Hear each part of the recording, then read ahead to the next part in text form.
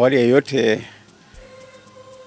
karibu ndugu mwandishi na watazamaji wote wa Radio Maria na watu wenye mapenzi mema. Karibuni jimboni Same,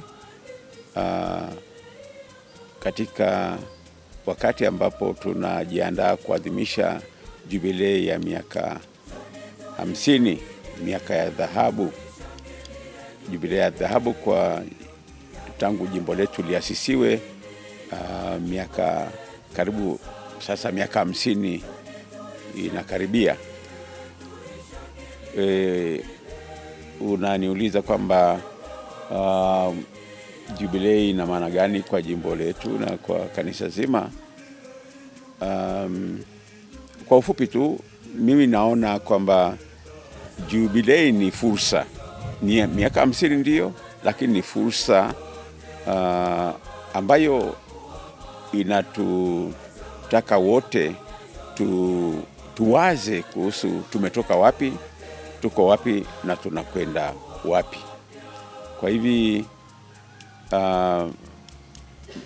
hiyo fursa inatupa wakati wa kuweza kujadiliana, kujiandaa kiroho, kichungaji, kujiandaa kwa fani mbalimbali. Kwa kweli hata kiuchumi inatusaidia kujiandaa,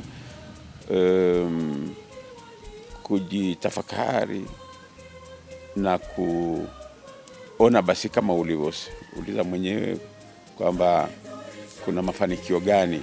Kwa hiyo tunajaribu kuangalia yale mafanikio Mungu aliyotujalia kwa kipindi hiki ni kirefu, kwa inategemea kwa mtizamo, lakini ni kirefu. Lakini miaka 50 si mingi mno ya kusahau historia kwamba watu tumetoka wapi. Kwa hiyo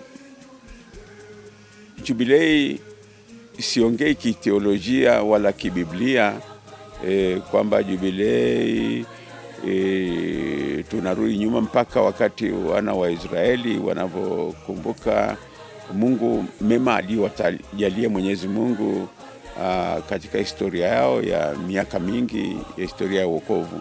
Lakini nachukulia tu katika hali ya kawaida ya uelewa wa watu kwamba jubilei ni fursa.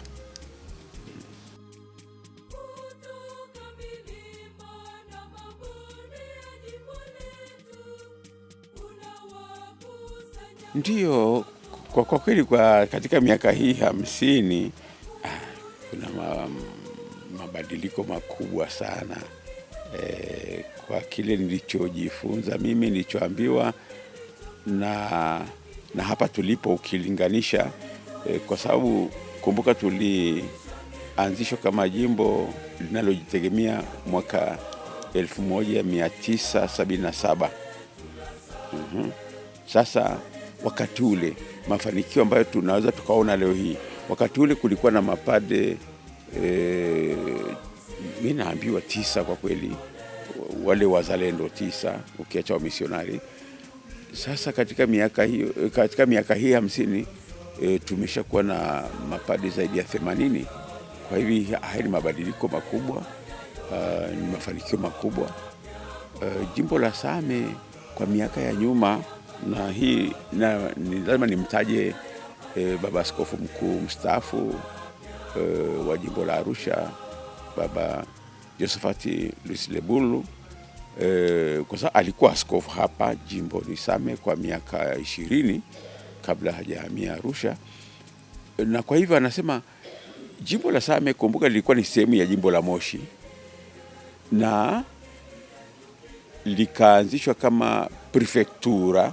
Prefectura ni structure ambayo inakuja kabla ya jimbo kutajwa jimbo, lakini inakuwa na utawala ambao unamtegemea Baba Mtakatifu, na aliyekuwa kiongozi hapa Father Henry Wickel Molen alikuwa ni Mholanzi, padri wa Kiholanzi, misionari wa shirika la Roho Mtakatifu, naye aliongoza hapa kama padri, tunamuita prefect. lakini alikuwa anafanya mambo yote kama askofu, isipokuwa hakuwa na ile daraja la uaskofu. Kwa hivyo aliongoza hapa kiutawala, aliongoza kutegemea mawasiliano yake na Baba Mtakatifu na sio kupitia askofu wa Moshi. Kwa hivyo aliweka misingi hapa baba yule Henry Wickel-Molen, na nikimkoti sasa baba askofu mkuu Lebulu ni kwamba jimbo la Same lilikuwa napata padri mmoja kila baada ya miaka 10, kama baba askofu mkuu anasema Lebulu anasema kwamba ulikuwa ni uzazi wa majira, uzazi wa majira. Lakini ilivyotokea siku moja wakawa na upadisho wa mapadi 6, yani mashemasi 6 kwa mpigo hapa jimboni. Ilikuwa ni kama kumshukuru Mungu, ni sherehe ya ajabu ilikuwa. Halafu ikatokea ambao hatuyavunja namba hiyo, ikatokea eti miaka ya nyuma wakapata hii miaka ya 80 na kitu 90, wakawa mapade 8 kwa mpigo. Kwa hiyo ni kitu kikubwa mno kwa jimbo hili. Kwa hivi tuna hayo mafanikio nikiangalia wachungaji, uchungaji kwa ujumla, na kupata wachungaji hao mapade zaidi ya 80 ni baraka kubwa. Baraka nyingine nayoiona, ndugu mtangazaji, ni tangu basi tuanzishe, tumekuwa tunajishughulisha, na hiyo ni kweli kwa askofu mkuu Lebulu, ni kweli kwa kipindi cha baba askofu Jacob Koda, lakini ni kweli pia hata kipindi changu hiki. Tumeweka mkazo sana katika elimu, na tumejenga mashule mengi, na kwa kweli tumespecialize katika kutoa huduma ya elimu, kuwasaidia watu wetu hapa milimani na Watanzania kwa ujumla, kwa sababu wanafunzi wetu wanatoka kila mahali Tanzania, na wanajua elimu bora, elimu nzuri inapatikana jimboni Same. Kwa hiyo tunao wanafunzi, tunazo shule kadhaa, na tuna wanafunzi wengi. Kwa hivi hii ni baraka tunahesabu ya kichungaji, ni mafanikio ya kichungaji katika miaka hii 50.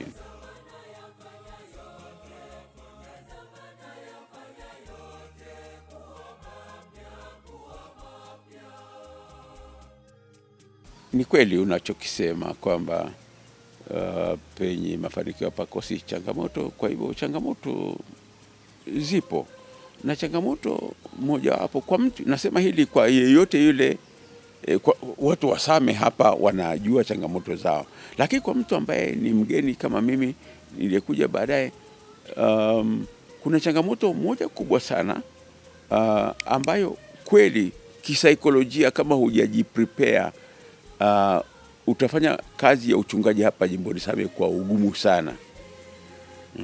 Utapata tabu sana. Kwanza ni kujua jiografia ya Same. Same sehemu kubwa kabisa, tofauti na watu wanavyodhania. Watu wanapita barabara ya lami hapa ukanda wa chini tambarare, lakini watu wengi wanaishi milimani. Wanaishi milimani, na milimani ni jiografia yake ni ngumu kidogo, ni ngumu kufikia watu wako. Kwa hiyo kama hujajiandaa kupanda milima na kushuka na kupanda tena na kushuka na kupanda, kwa kweli utapata taabu sana. Kwa hiyo changamoto mimi nayoiona kubwa ya kichungaji ambayo ina kulimit. Uwezi kwa mfano siku moja ungetamani kama umetoka kwenye sakramenti, kutoa sakramenti ya kipaimara, utoke parokia ile umeshatoa, halafu upite usalimie parokia nyingine na usalimie parokia nyingine kabla hujashuka. Kwa hiyo unaweza kufanya ukaua ndege 3 4 kwa jiwe moja, kama ninavyoona wengine wanafanya maaskofu mahali pengine, lakini kwa upareni hapa jimboni Same huwezi. Ukipanda mlima huu ni lazima ushuke tena, upanda unashuka, unapanda unashuka, unarudi nyumbani. Kwa hiyo huwezi ukaenda parokia 2 kwa siku moja, haiwezekani hata ungetamani namna gani. Kwa hivyo inafanya kwa gharama za uendeshaji wa jimbo ni kubwa sana, kwa sababu lazima upande, halafu huwezi ukawa ndege wawili kwa jiwe moja, lazima ushuke, halafu kesho yake upande tena kwa gharama mpya, halafu na ushuke, halafu ndani ya wiki moja tena upande tena mlima mwingine hivyo hivyo, ambapo ningekuwa mahali pengine ningetamani kuua ndege watatu wanne kwa jiwe moja.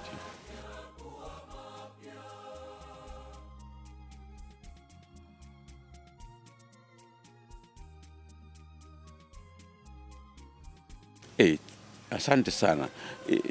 Mpaka tuje kukutana na hiyo kauli mbiu, tulihangaika sana, tulizunguka kibiblia, maana tulitaka tuanza tujikite kwenye neno la Mwenyezi Mungu, kauli mbiu yetu ilenge hapo. Kwa hivi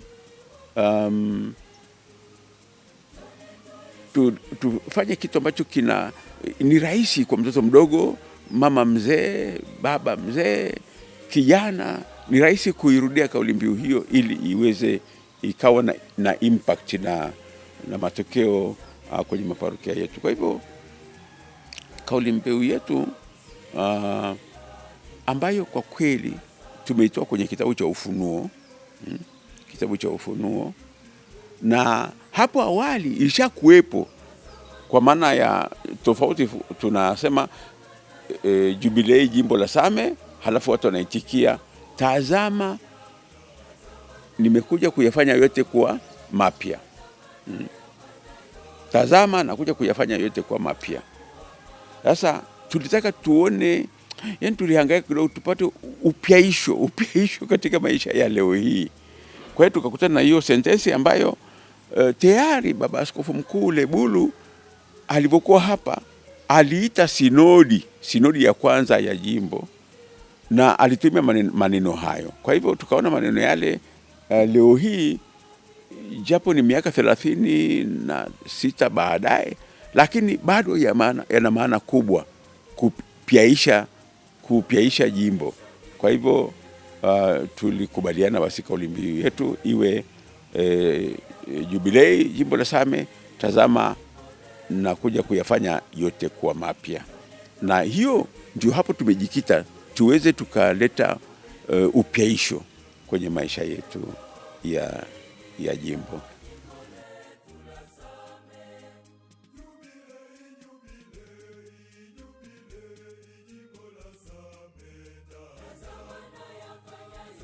Yameenda maandalizi, kama unavyofahamu, kuandaa kitu cha kichungaji kiroho ni kitu kigumu, kwa sababu ni tofauti na kuleta waandishi wa habari na kuwaonyesha kitu kadogo ulikofanya. Maisha ya kiroho huwezi kuyapima kirahisi, na ndio ugumu wa maisha ya kichungaji kwa ujumla. Kwa hivi hata hivyo tunaamini kwamba maandalizi yanaenda vizuri. Sisi tulianza kujiandaa miaka 3 iliyopita. Kwa kweli tukaanza kukumbusha watu tujitayarishe kwa hii jubilei inayokuja, na mimi personally nikiangalia changamoto zilizo kuhusu wanaume katika kanisa Katoliki, wanaume katika kiutume katika kanisa la Same, kanisa Katoliki Same. Halafu hii inatokana na reflection ambayo tunaifanya kwenye jumuiya ndogo ndogo. Unaona kwamba wanaume tuko nyuma zaidi ya wanawake, nyuma zaidi ya watoto, lakini wanaume hasa.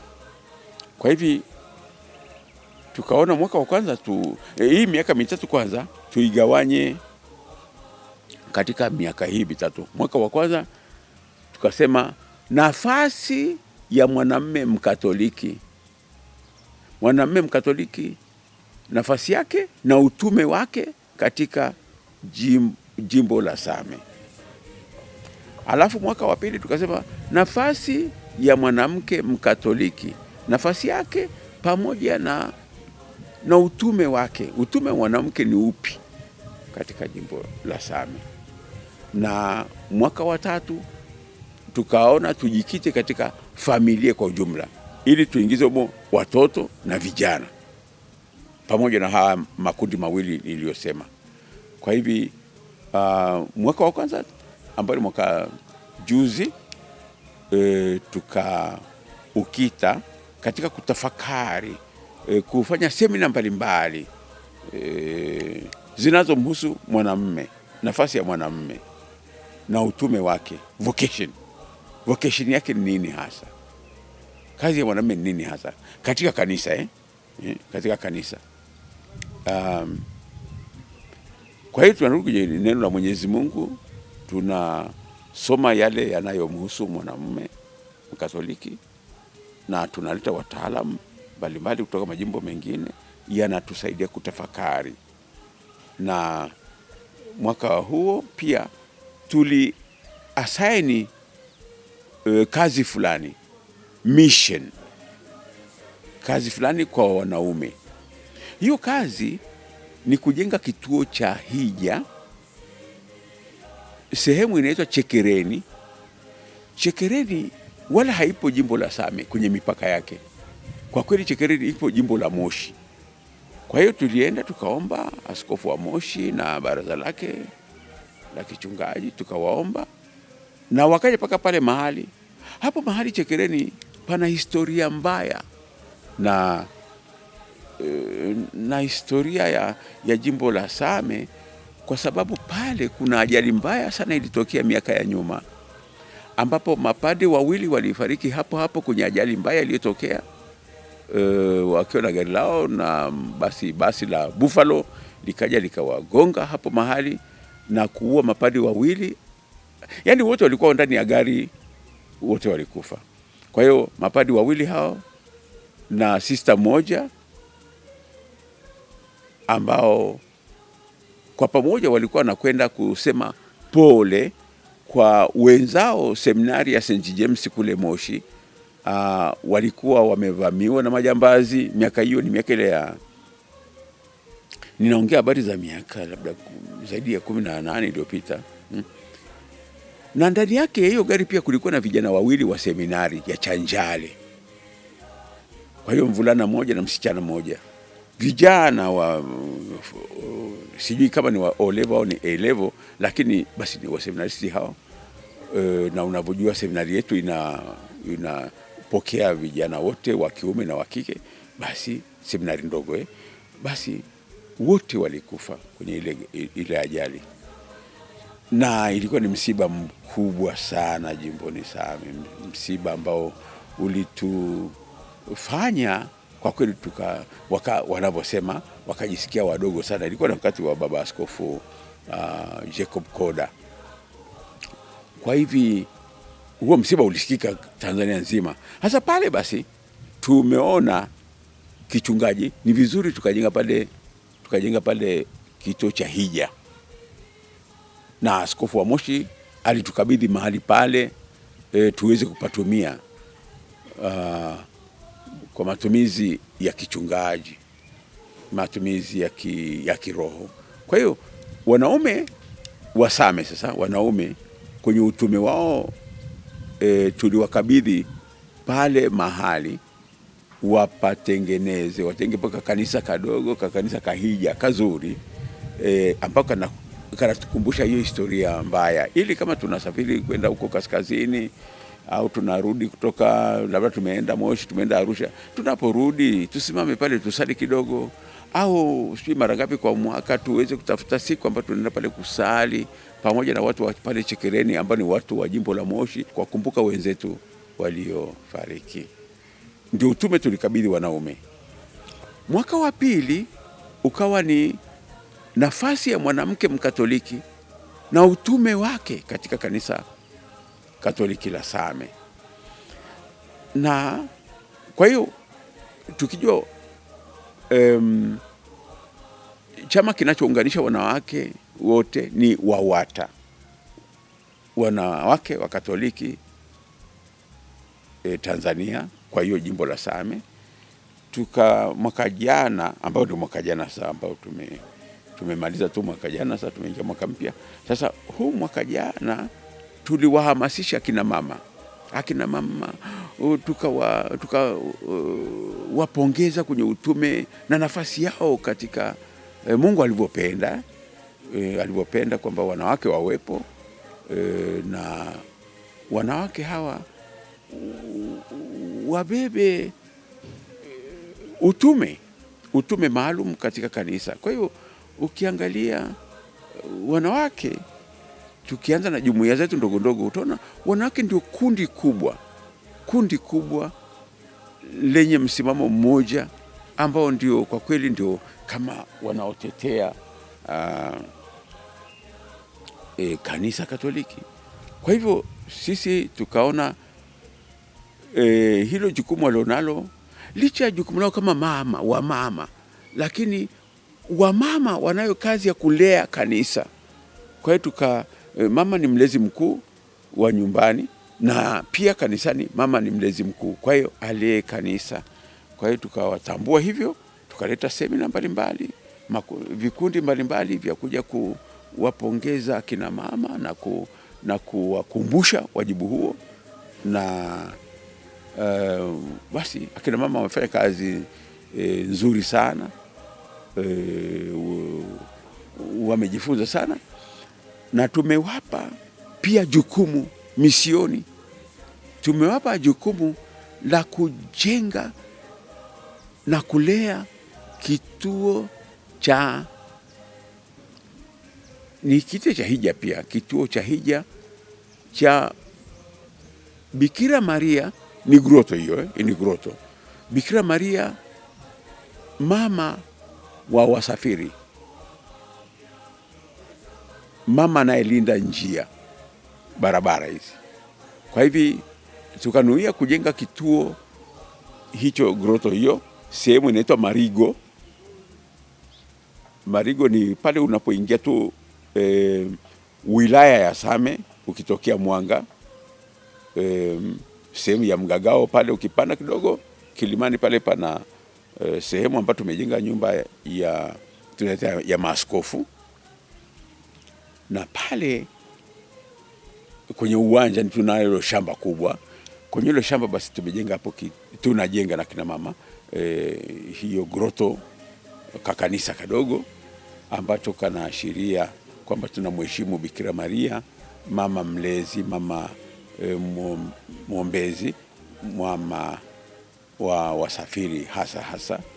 Kwa hiyo tukinuia kwamba kwa sababu tumekuwa na matatizo ya ajali kwenye hii barabara kuu inayopita hapa, tumekuwa na ajali nyingi kwa kweli, na sio hiyo moja tu ya mapadri na sister na vijana wa seminari waliofia pale Chekereni, lakini kumekuwa na ajali kadhaa kwenye hii barabara yetu ya Same kuelekea Tanga, kuelekea Dar es Salaam na kuelekea kaskazini Moshi, Arusha. Tumekuwa na changamoto ya ajali, na hizo basi tumeona tumrudie Mungu, tumrudie mama Bikira Maria hasa, ambaye ndiye mlezi, anaombea. Tuweke sanamu yake kubwa pale kwenye juu ya kanisa, aombee wanawe, na tuwaalike wanawe sasa wanaosafiri wakifika pale wasimame tu hata kwa dakika 5. Dakika 5 ni nyingi, dakika 2 wasali hata salamu Maria moja. Wanawake wasafiri ni watu wa imani tofauti, lakini basi wale ambao wanatambua nafasi ya mama Bikira Maria, ambao ni Wakristo kwa ujumla, waweze kushuka kidogo.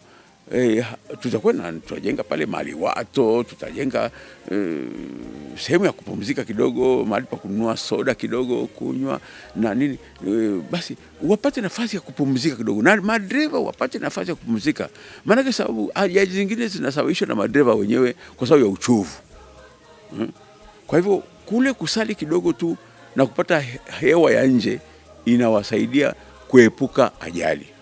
Kwa hiyo ndio tunaamini kwamba Bikira Maria kwa sala zake na ile nafasi ambayo pia madereva wanapata nafasi ya kupumzika dakika, hata kwa sekunde, inawasaidia kuepuka ajali.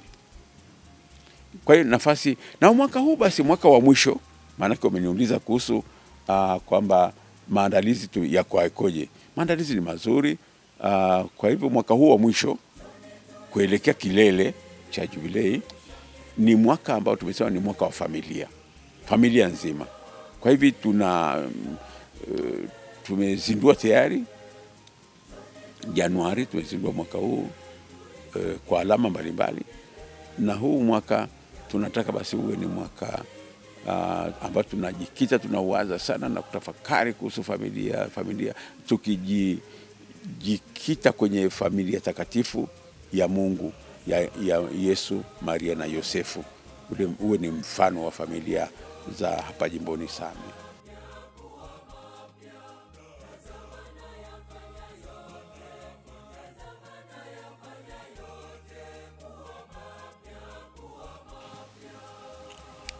Kwa sasa maandalizi yanaendelea.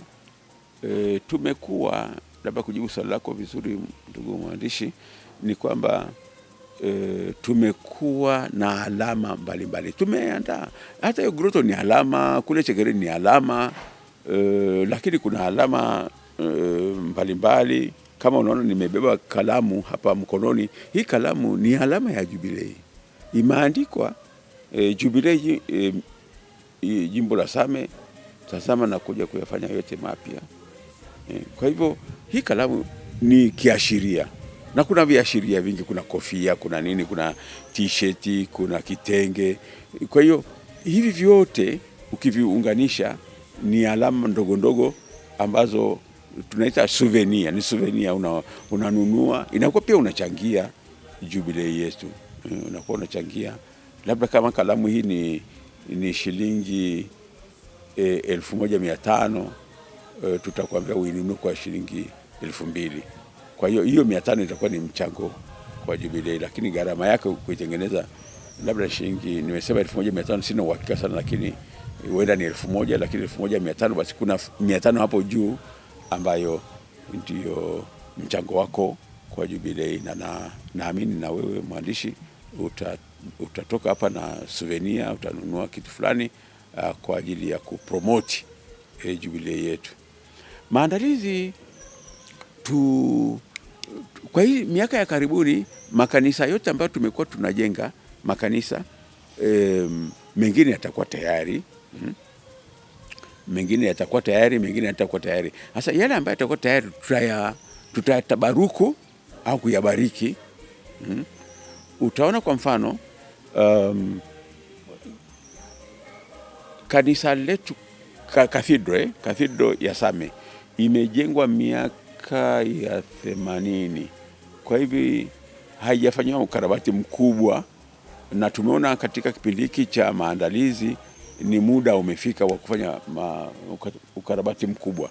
Sasa kwa hivyo watu ambao wanafahamu cathedral yetu wakija kwenye jubilei mwaka kesho, utakuta kwamba imebadilika sana. Ni kutokana na kwamba tuliweka makusudi maalum kuifanyia kazi ili tupate iwe ni manufaa, kwamba kwa sababu jubilei naiona kama ni fursa, ni fursa. Kwa hiyo pia fursa ya kufanya vitu ambavyo kwa kawaida tusingevifanya. Kwa hivyo hiyo jubilei, hiyo kanisa letu kuu tutalibariki, kwa sababu lishatabarikiwa huko nyuma, lakini sasa tumefanya ukarabati mkubwa, tutalibariki yani kiroho iwe ni, kwa sababu watu wamechangia sana, watu wamechangia kwa kweli, na namshukuru Mungu, namshukuru Mungu kwa hayo mafanikio, na nawashukuru Wanasame. Labda sio mara nyingi wananisikia nikisema waziwazi namna hii kwamba nawashukuru. Kwa hiyo nawashukuru Wanasame kwa kuitikia mwito wa kwamba tufanye jubilei, tujiandae kiroho ndio, lakini pia tujiandae kimwili, kwa maana ya kuwa na kanisa zuri lenye mwonekano mzuri. Ni sehemu ya maandalizi ya hiyo jubilei.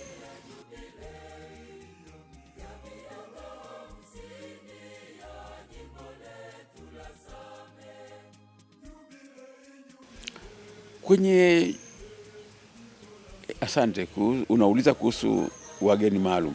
Sasa kwamba kwenye kamati yetu, kamati endeshi ya jubilei, tumezungumzia swala hilo Sasa unajua kwenye jambo kubwa kama hili mnagawana kamati ya mapokezi na wageni, kamati sijui ya nini, kamati ya chakula, kamati ya pesa, kamati. Kwa hiyo tumezungumzia na kuna kamati ambayo itahusika na wageni. Sasa hatujajumlisha kabisa tujue ni wageni gani ambao finally tumeamua kualika, lakini kwa ujumla tu mnajua jubilei inaleta kanisa zima la Tanzania pamoja.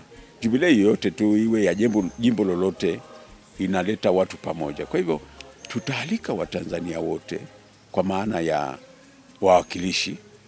Tutakuwa na kwanza, maaskofu ni wote wanaalikwa. Maaskofu wote wa Tanzania ni jubilei yao kwa kweli, jubilei ya kanisa la Tanzania. Kwa hivyo wote wanaalikwa. Halafu kwenye representation za kwenye uwakilishi, kuna uwakilishi wa mapade, kwa sababu kuna umoja wa mapade Tanzania, kwa hiyo kuna uwakilishi wake utakuwepo. Kuna uwakilishi wa kanda ya kaskazini, kuna uwakilishi wa watawa, kuna uwakilishi wa walei Tanzania, watu wote ambao walihusika na hili jimbo, maanake jimbo ni mchango, ni jasho la watu wengi ni jasho la watu wengi.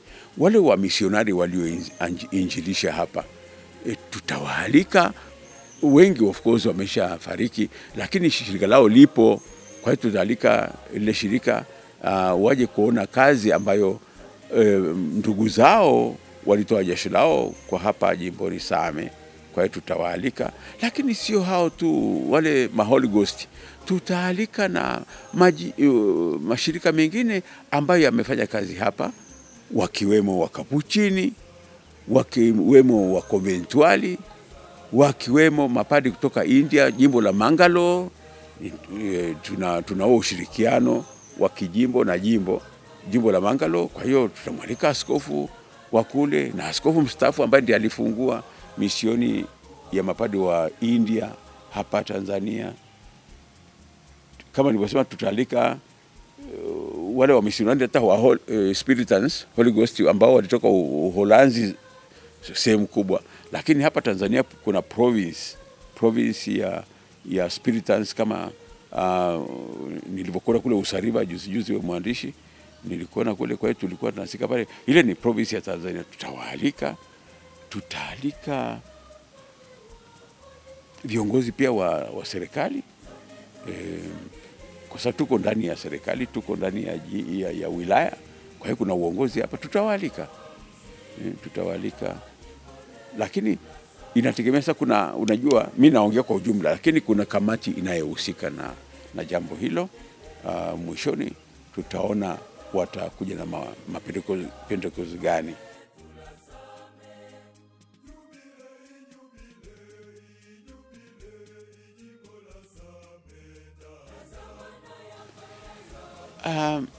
Kitu kinacholeta raha, ndugu mwandishi, ni unajua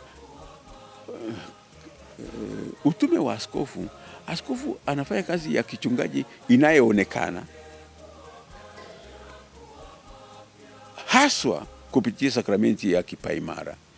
Siku zingine askofu sehemu kubwa kwa kweli anakaa ofisini. Kwa hiyo askofu haonekani mara kwa mara kwenye parokia hizo, na ukienda na kipaimara unaonekana mara moja tu kwenye parokia moja kwa mwaka, kama umepata bahati ya kwenda kila mwaka.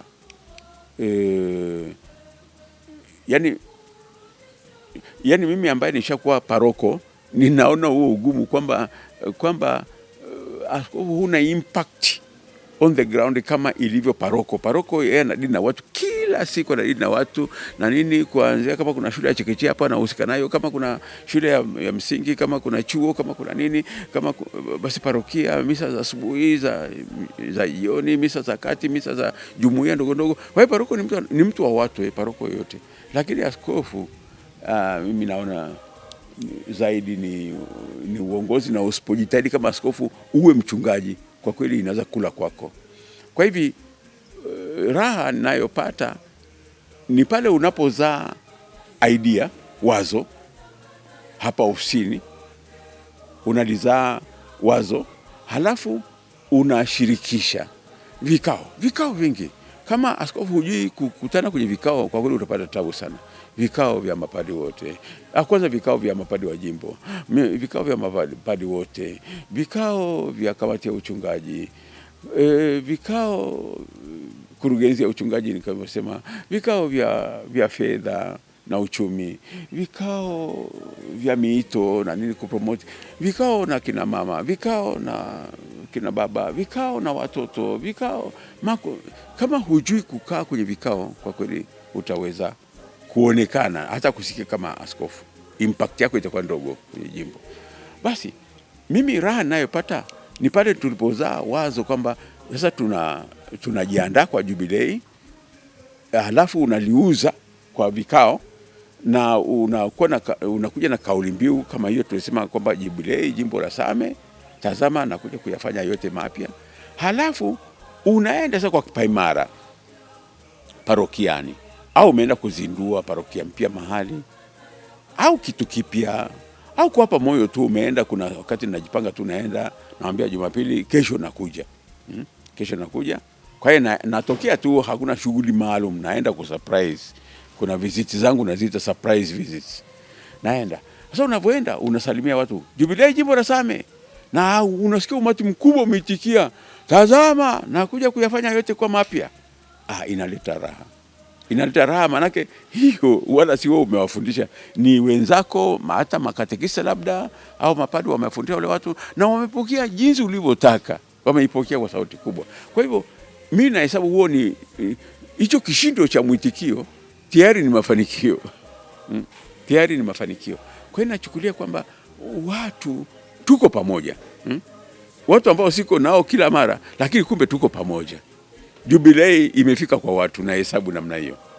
Jubilei imefika kila pembe ya jimbo. Na kwa kweli kwa jambo hilo lazima Wanasame ni wasifu, kwa sababu kila mahali nimeenda hiyo nimepata hicho kishindo cha mwitikio wa jubilei. Kwa hiyo na hesabu kwamba kiroho watu wanajiandaa kwa jubilei. Tumekuja na mahimizo mbalimbali ya kwamba tujiandae kiroho. Kwa mfano watu waliozaliwa mwaka 77 ambapo ndio tulizinduliwa kama jimbo, wale ni sehemu ya jubilei, ni sehemu kabisa, na wao wanaadhimisha jubilei pia, na kwa hiyo wawe ni wajumbe halisi wa jubilei yetu na waonekane, sio kwa kuwataja tu. Halafu kuna watu walipata kipaimara mwaka 77. Hao tunataka pia nao tuwaone kama bado wapo. Tuwaone. Sasa ni watu wazima. Mwaka 77 ni watu wazima, miaka 50 ukijumlisha na miaka kama ulikuwa na miaka 20 wakati huo, na sasa ni miaka 50, kwa hiyo na miaka 70. Kama ulipata ukiwa na miaka 50 ukapata kipaimara 77, sasa utakuwa na miaka 100. Na watu ambao ni miaka 100 ni wanaofikia umri ule ni wachache, na kama wapo hawajiwezi sana. Hawajiwezi sana. Kwa hivyo, lakini tungetamani tuwe nao siku hiyo, tuwe nao maandalizi kwamba ya kiroho, lakini tunawaandaa. Na unapoadhimisha jubilei unakuwa unajiandaa na sakramenti ya kitubio. Kwa kweli ndugu mwandishi, ukinisikia nikiwasifu Wanasame, nina maana hiyo, na maana kwamba kweli kiroho wamejiandaa. Makundi mbalimbali yamejiandaa.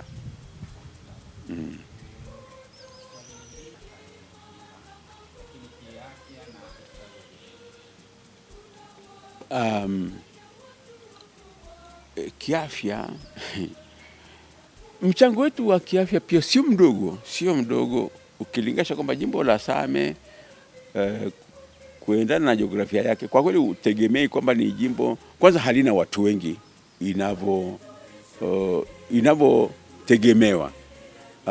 Wakatoliki wa hapa milima ya Upareni, milima ya Same na Mwanga si wengi kama ninavyoona majimbo mengine yanazaliwa na watu 100,000, 200,000. Ni jimbo jipya hilo, lakini lina watu already wabatizwa 200,000 au nini. Sisi tumefanya sensa mara 2, ndugu mwandishi. Tumefanya sensa mara 2 kwa miaka 10 tofauti, ili tuweze tukaona kama hivi population yetu, idadi yetu ya watu ikoje. Na tumeona mara ya kwanza kabisa ilileta mshangao mkubwa, na tukasema hivi jimbo ni dogo kiasi hicho, ikatuogopesha. Yani tulikuwa ni watu 28,000 watu 28,000. Kwa hiyo tukasema ala, kumbe sisi tuko wachache kiasi hicho. Lakini tukasema labda tulikosea mahesabu, hebu baada ya miaka 10 tufanye tena sensa ile serious kabisa. Tukafanya sensa mwaka jana na tukajikuta tuko watu 29,000 na kuna na mamia juu kidogo. Sasa watu 29,000 si wengi, lakini sisi ni jimbo kama majimbo mengine, na tunajivunia hiyo. Sisi ni jimbo kama majimbo mengine, na lazima tulete maendeleo kwa ule udogo wetu, tulete maendeleo. Kwa hiyo tunakazana. Wenzangu baba askofu mkuu Lebulu ambaye alikuwa askofu wa kwanza hapa alijitahidi sana kwa kweli kuanza jimbo jipya. Sio rahisi. Ukiangalia hata jengo kama hili la kituo cha uchungaji wa maendeleo ni yeye alijenga wakati wake. Kwa hivyo mimi nilipokuja askofu wa 3 nakuta tayari maofisi hapo. Kwa hiyo mimi sina mahangaiko hayo ya kutafuta kujenga maofisi, already yapo. Kwa hiyo namshukuru Mungu. Kwa hiyo watu wamejitahidi. Sasa tunafanyaje kuhusu mambo ya afya? Tangu enzi wa misionari, lazima tuwashukuru na askofu mkuu hasa. Kuna kituo cha Bwambo cha afya. Tuna kituo cha afya, ni kikubwa, kama kingeweza kuwa hospitali tu, lakini basi lazima kwenda through tuseme wahusika wa serikali ambao ndio wanapitisha taasisi, iwe ni kituo cha afya au iwe ni hospitali au ni referral hospital. Kwa hivyo tuna kule mashariki ya hili jimbo, milimani kule juu kabisa, ambapo ni ngumu kwa kweli kwenda, lakini ukifika unafurahi. Ukifika ni pazuri sana. Kwa hiyo pamejengwa kituo hicho cha afya, ambao ukiangalia wahudumu wake, tunahudumia zaidi wa Sabato. Tunahudumia zaidi wa Sabato, maana kwa Katoliki wangapi? Ni wachache sana mahali pale, sehemu zile. Ni kama kule mashariki ndi hapo tulipo, na sehemu nyingine inaitwa Kirongwe, lakini ni huko milimani, basi ni sehemu mbili tu. Sehemu zote watu wengi pale, kama nilivyosema, ni wa Sabato na tunawahudumia. Kwa hiyo baada ya hapo tuna dispensary mbalimbali ambazo ziko sehemu mbalimbali, kama Kilomeni, kama Ngulu, kama Marindi, sehemu za Manolo kule. Kwa hiyo tuna dispensary ndogo kila sehemu nyingi tu. Ni katika kumhudumia mtu kimwili, kimatibabu.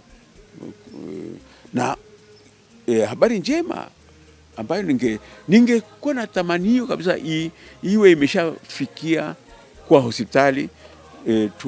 Mwaka juzi tulipata bahati ya pata shirika ambayo inaitwa Same Fondazione Same, ambao ni watu nilikutana nao, tuko bahati kwa kweli, kule nchini Italia, sehemu za Milano. Na wao basically wana kiwanda kile kinaitwa Same Tractors, kama mmeshaona. Lakini kwenye Same Tractors wana foundation, wana tawi ambalo linahusika na maendeleo ya jamii. Na yale maendeleo ya jamii nikawaomba kama wanaweza kuja kwenye jimbo langu na nini. Sasa wao wakaona, mwanzilishi wao wa kiwanda alitamani sana kusaidia watu maskini. Kwa hiyo kaamua kuja Same. Walipokuja Same nikawaomba kama tunaweza tukasaidiana kujenga hospitali, watusaidie hospitali kabisa tuwe nayo. Na hapa jimboni, hapa wilayani Same, hapa mjini Same, tuna hospitali tunajenga sehemu za Kavambugu. Tumeanza na mama na mtoto na sehemu ya mionzi, lakini kwa kweli ni jengo kubwa linaloendelea, na tunaamini kabisa kwamba ifikapo wakati wa jubilei yetu sa tarehe 3 mwezi wa pili tutakuwa limeanza kazi jengo hilo. Kwa hiyo itakuwa ni mafanikio kati ya mafanikio makubwa sana ninayoamini katika jimbo letu. Hii itakuwa ni hiyo hospitali.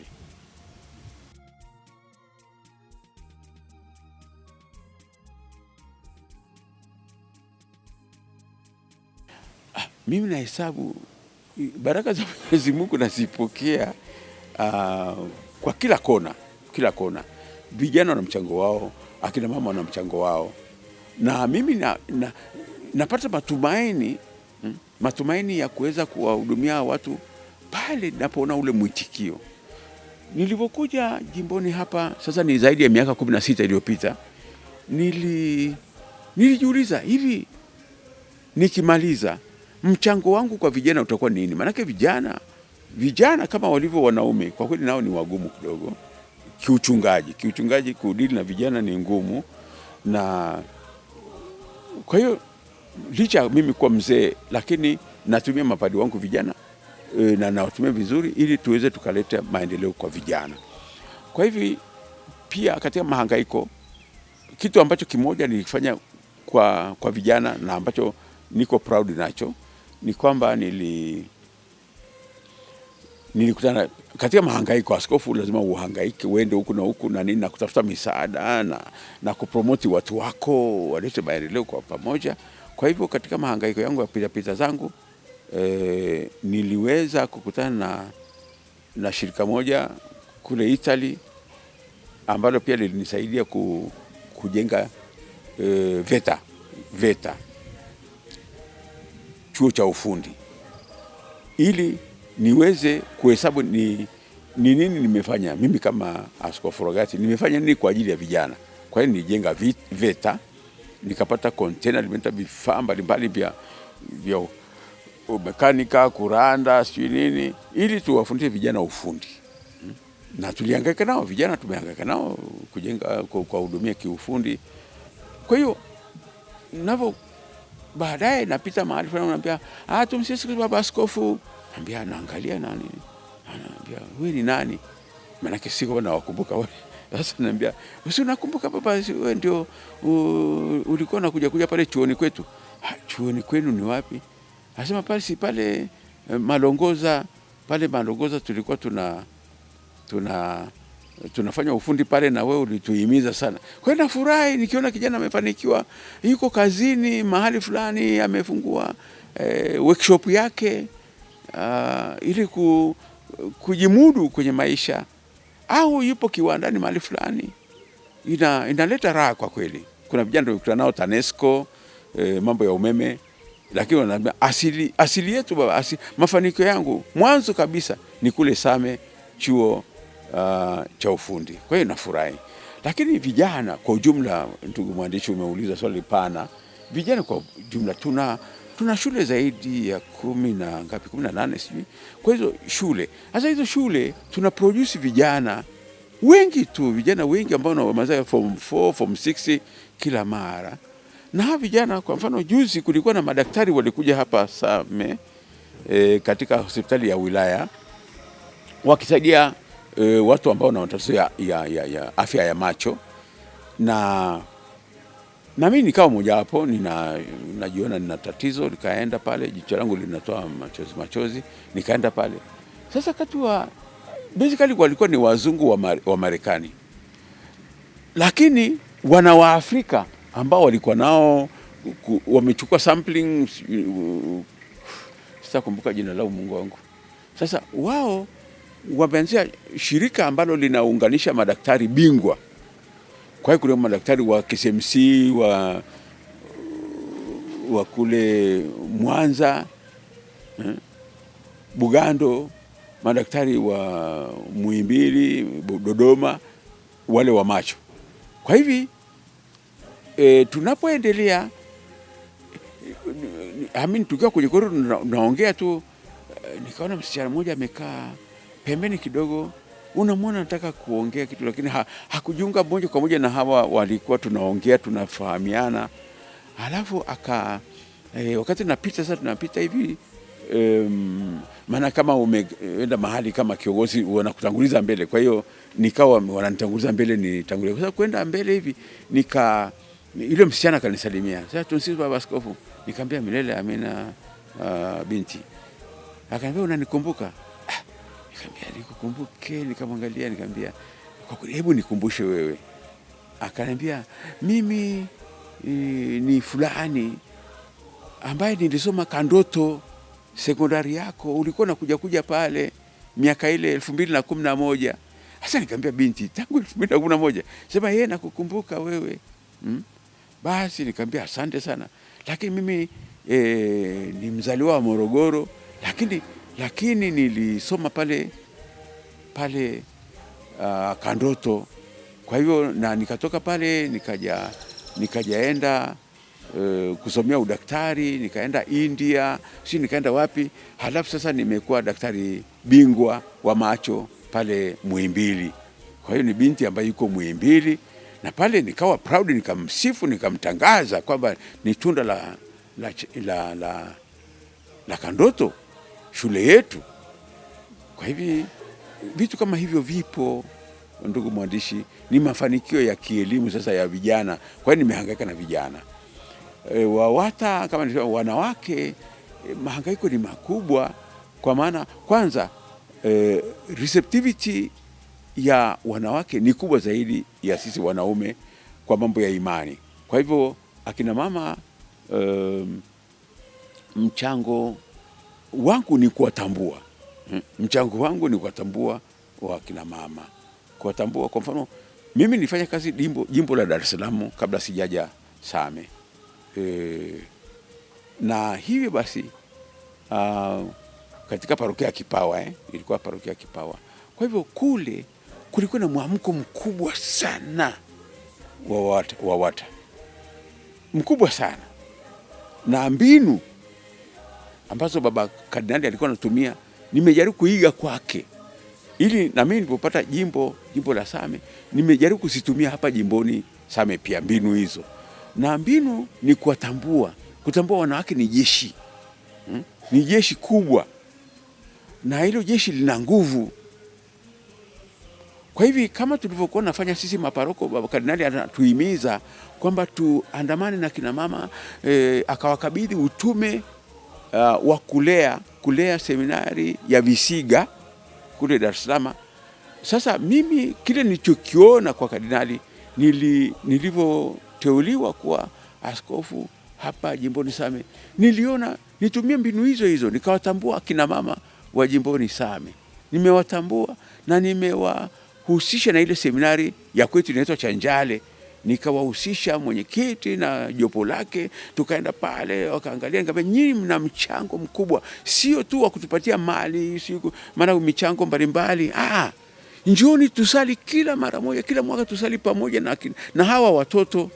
Tena kwa bahati nzuri nimwambia seminari yetu ina wasichana na wavulana kwa pamoja. Kwa hivi wote, kwa hiyo tunalea familia, tunalea watoto hapa. Watoto wa kiume watakuwa mapade kama wataendelea na mabrother, lakini hawa watoto wa kike watakuwa sehemu kubwa ya masista wetu, wametoka na watoto wa kike ambao wanasoma pale seminari. Kwa hivi nikimalizia kujibu swali lako, ni kwamba narudia tena kwamba mimi nimewatambua. Natambua kina mama, natambua nguvu yao, natambua utume wao, natambua mchango wao katika malezi, na wananisaidia kulea seminari ya Chanjale.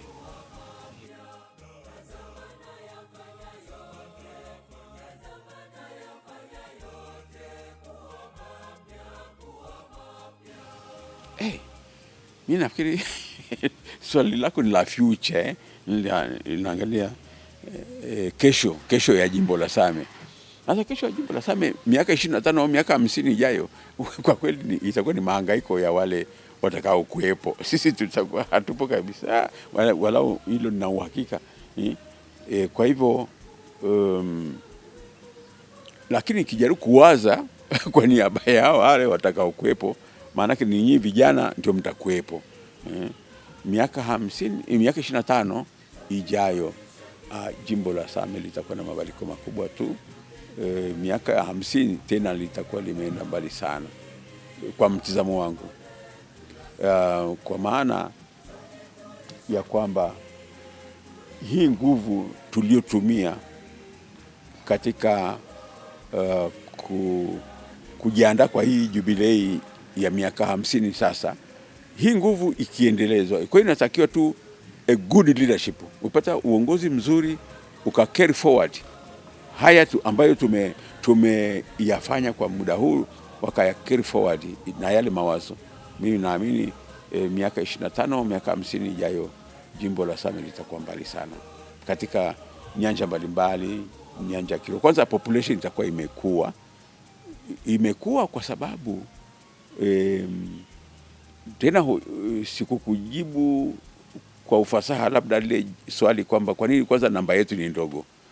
Kwa sababu watu wanahama, vijana kama wewe, yani vijana wa Same wanahama jamani, wanahamia maeneo mengine kwa sababu milima yetu kwanza ni migumu. Zamani tulikuwa tuna kahawa, milima ilikuwa imejaa uchumi wa kahawa. Siku hizi hamna kitu. Kwanza kahawa haina, kwanza sioni, mimi nikipita sioni kahawa. Hii hapa Same sana, lakini hata Moshi kwa kiasi fulani. Ile nguvu ilikuwa kwenye kahawa ambao sisi kama mimi nimetoka Moshi, ile sehemu ambayo sisi tuli nyumbani shamba la eka 5 tu, baba yetu mama yetu aliweza kutusomesha kwa kahawa tu. Lakini leo hii kitu cha ajabu ni kwamba shamba lile nakumbuka nikiwa nakumbuka bado baba na mama wakiwa hai, shamba lile haliwatoshi, haliwezi hata wao wakashiba. Shamba lile, lakini sisi tulikuwa watoto 8 nyumbani na baba na mama watoto 10, lakini tumeweza kupata plenty, tukashiba, tukasoma, tukasomeshwa na kahawa ya shamba la eka 5. Sasa nikiangalia hii milima ya Upareni ilipata kipigo kikubwa zaidi kutokana na kwamba kahawa haina thamani. Yaani ukitegemea kahawa hutaweza maisha. Na nadhani hata viongozi wa serikali wananisikiliza ninaposema huwezi kutegemea kwamba miaka ya 70 80 uchumi wako ulikuwa mkubwa sana na tumia kahawa na ni zao la biashara, halafu leo hii hamna kitu. Leo hii ni kasehemu kadogo sana ka uchumi wa kahawa kama zao la biashara katika milima hii ya Upareni na hata nadhani hata na Moshi. Kwa hivi nataka kusema kwamba kama tutakuwa na mafanikio miaka 25 miaka 50 ijayo, ni kwamba tumeanza upya, tumeanza kuhamasisha. Utaona ukienda kwa mfano Kisangara Juu, sisi kama kanisa tumeanza shamba letu la kahawa, tumepanda kahawa mwaka juzi. Kuna fadha moja anaitwa Deo Mngumi, amehangaika sana katika kupromote, na yeye kwa kweli ndio promoter wa kahawa kwenye milima hii ya Upareni. Kwa hivyo vijana ndani hawatahama sana, maana ni kilikofanya vijana wahame ni uchumi ndika vibaya. Ninajaribu kuangalia pia kwenye parokia zetu tunajitahidi tuwe na uchumi, tunahimiza uchumi imara kwenye parokia zetu za mlimani, ili vijana wasihame kwa rate, kwa speed ambayo wanahama. Miaka 50 ijayo, kwanza nikwambie ndugu mwandishi na Watanzania mnaonisikiliza, kule sehemu za Hedaru hapa ni mashariki kutoka Same. Hedaru tunaanzisha chuo kikuu ambacho ni tawi au campus kwa wale ambao ni wanapenda lugha ya Kizungu, ni campus ya chuo kikuu cha Mwekao. Tunaanzisha pale, nadhani tumeshapata vibali vyote. Kwa hiyo ujenzi umekuwa kwa muda mrefu sasa, itafunguliwa mwaka huu. Sasa kwa hiyo chuo ni kitu kinachovuta watu. Chuo kitavuta watu watakuja, wanafunzi mbalimbali, lakini na Wapare waliohama milima hii watavutika kwenda kupenda kuwekeza pale Hedaru. Na chuo kikuu pia unajua ni uchumi, ni uchumi, licha ya kwamba kuna somo la uchumi, lakini ni wenyewe ni uchumi, ni fursa. Kwa hiyo fursa zikiwepo, na hapa tutaendelea kujenga fursa mbalimbali, na tunawaalika pia hata wale wazaliwa wa milima hii, wazawa wa milima hii waje kuwekeza, na kwa kweli tunawahimiza sana. Wanaleta watoto wao kuja kusoma kwenye mashule yetu, na watoto tunawakonvinsi. Kwa hiyo mimi naamini miaka 50 ijayo hali haitakuwa kama hii ninayoongea leo hii. Hali itakuwa ni nzuri zaidi, itakuwa na uwekezaji mkubwa katika milima hii. Kuna wazo ambalo ninafahamu mtangulizi wangu Baba Askofu Koda alikuwa nalihimiza sana, na mimi nimekuwa mhimizaji pia, ya kwamba unapokwenda Marekani ukaenda kama California na kusini zaidi, utakuta kule kwanza ni sehemu kusini kabisa ni maeneo makavu, makame kama hata hapa Upareni kwetu hapa Same. Lakini kule unakuta wana specialize kwa kitu fulani, uchumi fulani, na huo uchumi fulani unafiti kule tu maeneo hayo. Sehemu zingine ukijaribu kufitisha huo uchumi haitakubalika, na watu washajenga desturi na uelewa kwamba kitu fulani kinapatikana mahali fulani, na serikali mahalia, kwa maana kule kuna states ambazo ni kama serikali na ina nguvu yake. Nguvu hizo za states zina nguvu, sio kama mikoa ya huku kwetu na nini. Ni hizo kwetu ni centralized, wana centralized kila kitu Dodoma, lakini kule Marekani sio hivyo.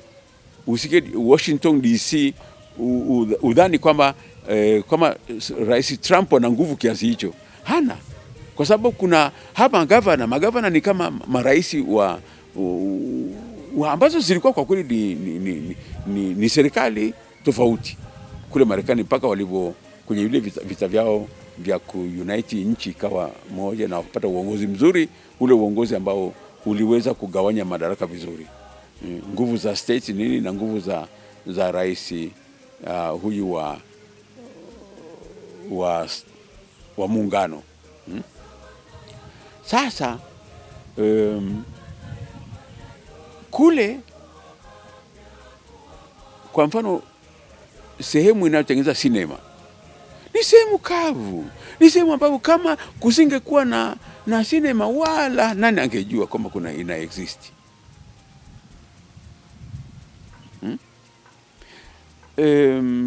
Makauboy, unasikia sehemu za unavyoenda mpaka Houston, Texas, ni makauboy kule, ni mashamba makubwa ambao ni matajiri wakubwa wa mifugo. Every specialization ya mifugo iko kule. Lakini sehemu zingine haipatikani, ni lazima uende kule Houston na huko state ya Texas.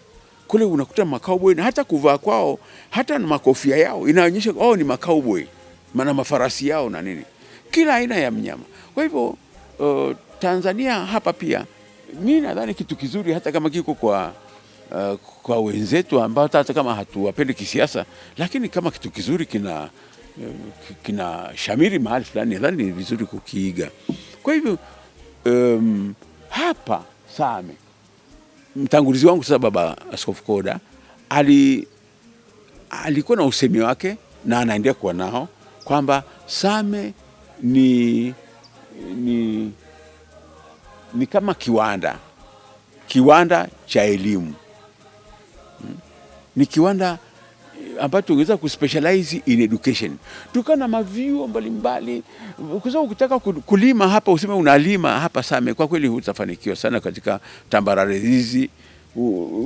Mifugo ndio hivyo tena, kuwa na hizo clash kati ya wafugaji na wakulima, kwa hivyo usitegemee mifugo kama kuwepo sana, lakini hapa tunge specialize kwenye vyuo vikuu vijengwe maeneo haya, watu watoke sehemu mbalimbali sio za Tanzania tu na dunia kuja kusoma huku.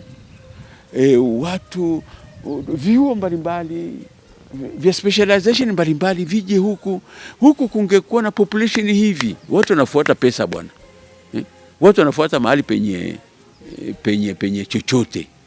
Kwa hiyo wangekuja huku, sisi miaka 50, unauliza habari za miaka 50, huku utakuwa zaidi ya Ulaya. Maeneo ya kwetu haya, kama sio lazima tugundue machimbo labda ya almasi au ya dhahabu, sio lazima, lakini tu hali iliyo, tukiamua utashi wa kisiasa hapa Same inaweza kubadilika sana.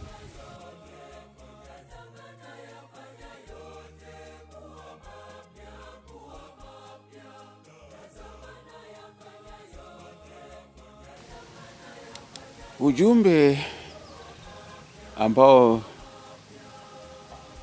ningependa uwe kwa ajili ya jubilei, lakini na beyond jubilei.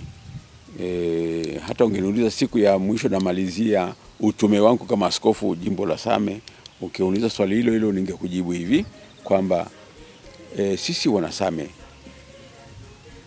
kwa kile nilichoona maandalizi haya ya jubilei, tunaweza. Kwa hiyo Same tunaweza. Hiyo ndio ujumbe wangu. Tunaweza. Na wajengea confidence kwamba tulikuwa najiona sisi ni wadogo, sisi uchumi wetu ni mdogo, sisi ni jimbo dogo, lakini nataka kwenda kinyume kabisa na huo usemi. Sisi Same tunaweza. Na tunaweza kwa maana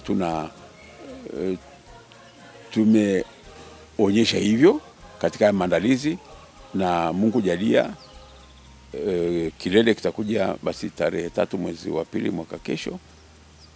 Wageni watakaokuja pia wataona Same mpya, lakini nataka kuhakikisha tu hata wageni mnaosikiliza sasa hivi ambao ni kama mwaka mmoja kabla ya kilele, njooni, karibuni sana Same. Same tunaweza.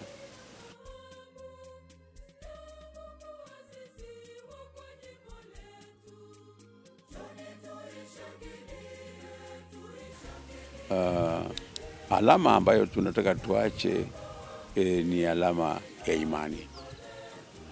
imani.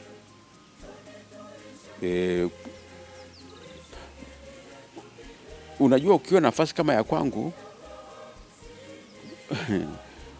unatumia mbinu mbalimbali katika kuhakikisha kwamba imani inakolea, imani inaongezeka katika sehemu uliyokabidhiwa, na sehemu uliyokabidhiwa mimi na watu wake ni kondoo walio jimboni Same. Kwa hivi kazi yangu kubwa, utume wangu mkubwa ni imani. Kwa hiyo imani sio kitu unaweza kukipima hakuna mizani ratili ya imani, lakini tunaamini kwamba tunafanya kazi nzuri, kazi njema, na kazi ambayo inaitikiwa na watu. Kwa hivi mimi napenda kusema kwamba alama tutakaacha katika jimbo la Same baada ya jubilei ni imani. Imani itakuwa imekolea, kwa sababu tumetumia mbinu mbalimbali za kutengeneza kupromoti jumuiya ndogo ndogo, kuanzisha vigango vipya, na vigango nimeweka mkazo sana. Peleka huduma karibu na watu. Nimemwambia mapadri, tupeleke huduma karibu na watu, kwa sababu kondoo wa Bwana ukiwacha katika milima yetu hii, ukiwacha tu bila huduma, yani mimi ni muumini wa umoja wa makanisa, lakini lazima na mimi niseme kwamba kanisa nilokabidhiwa ni kanisa Katoliki. Kwa hivyo mimi nisingependa kondoo wangu waende makanisa mengine, lakini nikiwakuta na waheshimu. Kwa hivyo nikiona watu wangu wanahamia makanisa mengine, sio kwamba nafurahi. Kwa hivyo napeleka huduma karibu na watu ili watu wasihamehame, maana watu wanadanganywa. Njoo tu hapa mama, njoo makanisa yote ni kitu kile tu, nini. Ambapo ni kweli, lakini si kweli. Si kweli. Kuna tofauti. Hili ni kanisa mama, kanisa lenye utajiri wote ambao Kristo alipenda ule umoja Kristo aliotaka ulikuwa hapa. Ni watu kutokana na historia, na sitaki kujaji kutokana na hiyo historia. Watu wametengeneza makundi mengine wakahama, hata sababu za kisiasa watu wakaanzisha madhehebu mbalimbali, lakini sidhani kwamba ndio hivi Kristo alinuia. Sidhani. Ni ile ubinafsi wa binadamu, na kwa namna hiyo kile nilichokabidhiwa sitaki kiporomoke, na kitetea kwa nguvu zote na kwa mbinu zote. Kwa hivyo kitu ambacho nategemea hii jubilei na hata baada ya jubilei kiwepo ni imani, na imani iongezeke, watu wamfahamu Mwenyezi Mungu, wampende, na mwisho wakijua kwamba watarudi kwake, ikiwa ni pamoja na mimi. Tuishangilie jubilei ya miaka 50 ya jimbo letu la Same. Tuishangilie jubilei ya miaka 50 ya jimbo letu la Same.